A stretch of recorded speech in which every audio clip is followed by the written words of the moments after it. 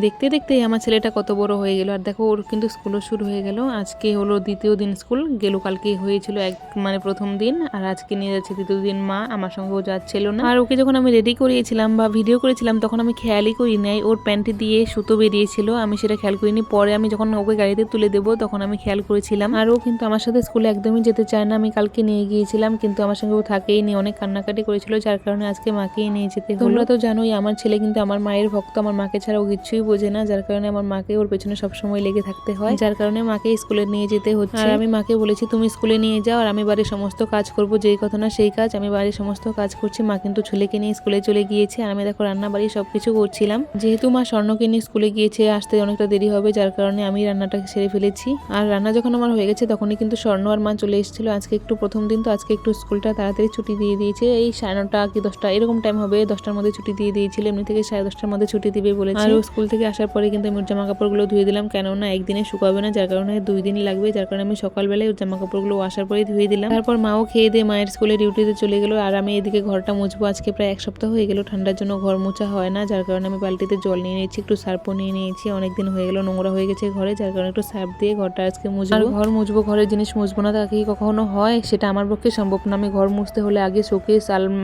আলমারি তো নেই, খাট, এখানে চা টেবিল সবকিছু আমি মুছে নিই, আর এটা আমার কিন্তু অভ্যাস হয়ে গিয়েছে। এই যে 7-8 দিন হয়ে গেছে ঘর মোছা হয়নি, এর মধ্যে কিন্তু শোকেস খাট এগুলো কিছুই পরিষ্কার করা হয়নি, যার কারণে আজকে সবকিছু পরিষ্কার করে নেবো, একদম ক্লিন করে নেবো। আর এই ঠান্ডার মধ্যে বেশি বেশি জল হাতাতে একদমই মন চায় না, আজকে জল হাতিয়েছি, যার কারণে আজকেই পরিষ্কার করে দেবো সবকিছু। এই পৌষ মাসটা পড়েছে পর থেকে এত পরিমাণে ঠান্ডা পড়েছে, দেখো একদম কিন্তু এখন রোদে উঠে চায় না। আজকে কিন্তু হালকা পাতলা রোদ উঠেছে, যার কারণে আমি ঘরটা মুছতে চলে এসেছি। রোদ না উঠলে কিন্তু আজকে আমি ঘরটা মুছতাম না। কাজ যে করি না তা কিন্তু নয়, আমি কিন্তু কাজ সবসময় করে যাই, এমনকি ডেইলি আমি কাজ করি, কিন্তু আমি এখন ভিডিও করি না, কেননা আমার ভিডিওতে ভিউজ হয় না, ভালো লাগে না, যার কারণেই এই জন্য আমি কাজ করা ভিডিও করা ছেড়ে দিয়েছি। কাজ অবশ্যই করি, শুধুমাত্র আজকের এই ভিডিওটা করেছি একটা ইউটিউবে আমার একটা দাদা আছে, দাদা ভাইটার জন্য ভিডিওটা করেছি। দাদা ভাইটা বলেছিল ধৈর্য ধরো, ফল একদিন পাবে, যার কারণে আমি ভিডিওটা আজকে আবার বানালাম, বা ভিডিও আজকে থেকে আবার বানানো শুরু করলাম। তো দেখি শেষমেশ আমার কি হয়। তো দাদা ভাই তোমাকে অনেক অনেক ধন্যবাদ, তোমার জন্য আজকে ভিডিওটা করেছি, ভালো লাগলো ভিডিওটা করে, তোমার জন্য ভিডিওটা কিন্তু করা। আমার কিন্তু একদমই মন চাইছিল না ভিডিওটা করার জন্য, সত্যি বলতে গেলে সত্যি আমি ইউটিউব থেকে একদম বেরিয়ে গিয়েছিলাম, ভিডিও করা একদমই ছেড়ে দিয়েছিলাম, একদমই ভালো লাগছিল না, এত মনটা ভেঙে গিয়েছিল না, যখন দেখি ভিউজ আসে না তখন এত মনটা ভেঙে গিয়েছিল, আমি ভেবেছি একদমই ভিডিও করবো না, ভিডিও করা একদমই ছেড়ে দিয়েছি, দেখতেই পেয়েছিল। আর সত্যি দাদা ভাইটা খুবই ভালো, আমার প্রতিটা ভিডিওতে কমেন্ট করে, লাইক করে, আমার খুবই ভালো লাগে দাদা ভাইটাকে আমি আজ পর্যন্ত দেখিনি। দাদা ভাইও কিন্তু কোনো ভিডিও করে না, কিন্তু আমার ভিডিও ডেলি দেখে খুব ভালো লাগে আমার। দাদা তোমাকে অনেক ভালোবাসা জানাই। আর দেখো আজকে এত কাজে ছেলেকে কিন্তু খাওয়াতে একদম ভুলে গিয়েছিলাম, আর সেন্টার থেকে মা খিচুড়ি এনে রেখেছিল, ওই খিচুড়িগুলো